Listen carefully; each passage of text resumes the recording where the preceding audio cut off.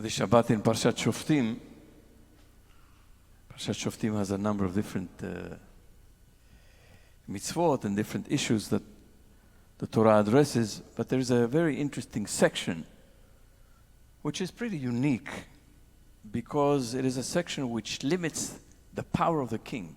I don't think that there are any other traditions really which limit the power of the king. In other traditions, the king is either a descendant of the gods or is a god himself. But the kings of Israel were not considered to be gods or having divine origin. The king was an ordinary human being who was designated by God to be a servant of God and of the people. And so, in this culture, in our tradition, the power of the king is limited, and the Torah makes it very clear. Listen to these verses, and to particularly, as the Torah tells us that the king must read and study God's Torah every day and be subject to God's Torah and to God's law, just as the rest of the people are. Here's what Torah tells us. You shall be free to set a king over yourself, one chosen by your God. Be sure to set a king over yourself. Be sure to set as king over yourself one of your own people. You must not set a foreigner over you, one who is not your kin. Moreover, he shall not keep many horses or send people back to Egypt to add to his horses. Since God has warned you, you must not go back that way again. And he shall not have many wives, lest his heart go astray. Nor shall he amass silver and gold to excess. When he is seated on his royal throne, he shall have a copy of this teaching written for him on a scroll by the Levitical priests. Let it remain with him, and let him read it all the days of his life, so that he may learn to revere his God, to observe faithfully every word of this teaching as well as these laws.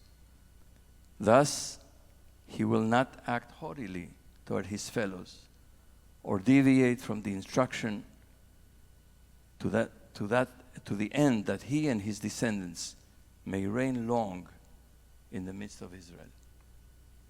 Just a couple of comments. Be sure to set as king over yourself one of your own people.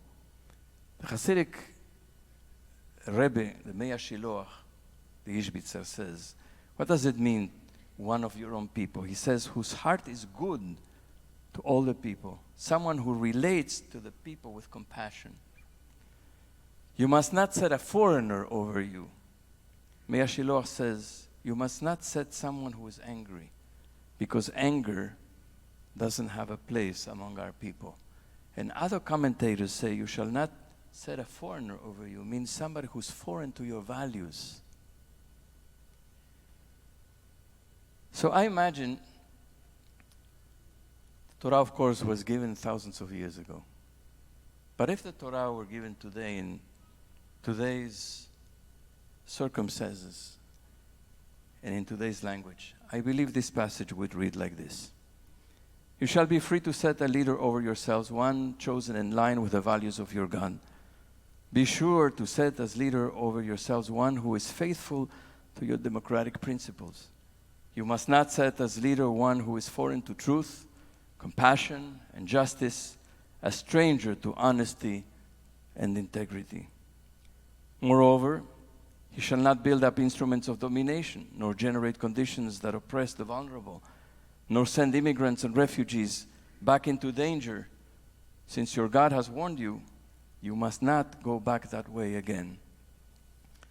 And he shall not entangle himself with corrupt alliances, nor indulge in craving for adulation and power that leads his heart astray. Nor shall he enrich himself endlessly, nor use office for profit and luxury at the people's expense. When he is seated in office, he shall keep a copy of the Constitution entrusted to him by those who safeguard the covenant of the people. Let it remain with him, and let him read it all his life, so that he may learn to revere righteousness and justice, to observe faithfully every word of the Constitution, as well as its laws. Thus, he will not act arrogantly toward his fellow citizens, nor deviate from the Constitution, to the end that he and his legacy may endure in the midst of the nation. You smile, but this is exactly what the Torah meant when it was talking about the king. This is exactly what the Torah meant. And we have here a would-be king who is so far away from the values of this country's constitution, democracy, from the values of compassion and care and responsibility and humility. And so it's good to know that the Torah, thousands of years ago already, said it. And when we offer this critique, it is based on very good, on solid ground, on Torah ground.